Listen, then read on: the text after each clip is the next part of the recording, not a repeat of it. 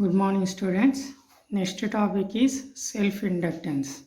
Self-inductance అంటే ఏంటంటే first ముందు సెల్ఫ్-ఇండక్టెన్స్ అంటే తెలుసుకోవడానికంటే ముందు మనం అసలు ఇండక్టెన్స్ అంటే ఏందో తెలుసుకుందాం. ఇండక్టెన్స్ అంటే ఏంటంటే the change in current produces an electromotive force. నార్మల్గా ఇండక్టెన్స్ ప్రాపర్టీ ఏంటంటే సడన్ చేంజ్ ఆఫ్ కరెంట్ని ఇది అలో చేయదన్నమాట.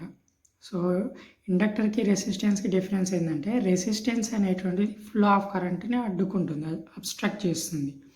బట్ కానీ ఇండక్టెన్స్ అనేది ఫ్లో ఆఫ్ కరెంట్ అని అలో చేస్తుంది, బట్ కానీ సడన్ చేంజ్ ఆఫ్ కరెంట్ అని మాత్రం అలో చేయదన్నమాట. అది దీని ప్రాపర్టీ. సో ఇక్కడ మనం వోల్టేజ్ రిలేషన్ తీసుకున్నట్లయితే ఇండక్టెన్స్కి V is equal to L into di/dt.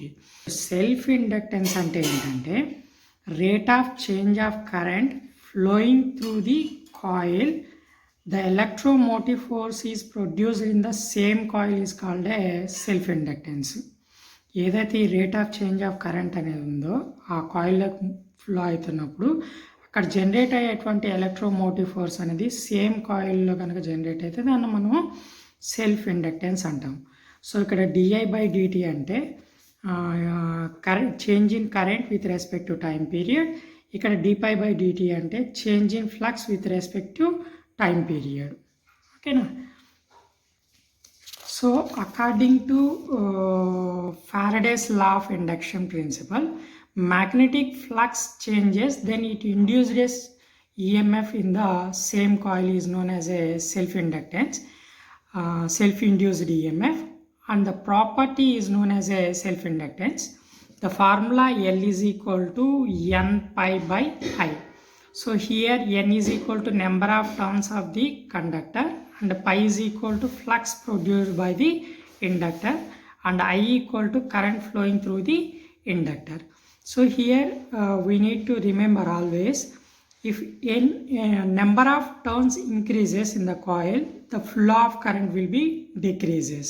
So అసలు ఈ L ఈక్వల్ టు N∅/I అనేది ఎలా వస్తుంది అనేది ఇప్పుడు జనరల్గా చూద్దాం అనమాట.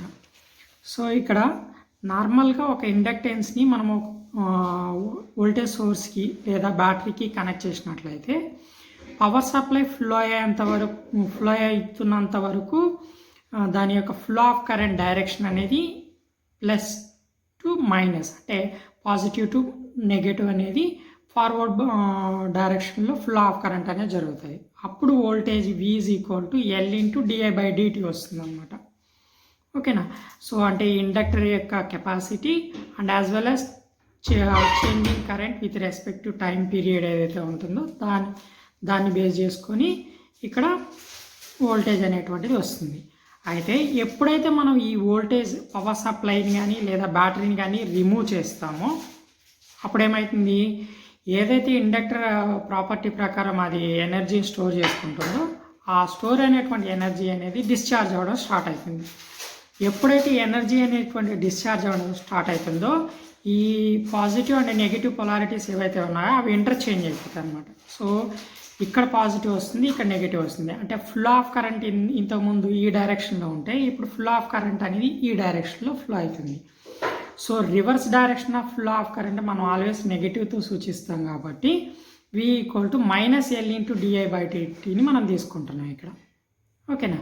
సో ఆ V equal to L into di/dt -L into di/dt ఏదైతే తీసుకున్నా అది ఫస్ట్ ఈక్వేషను.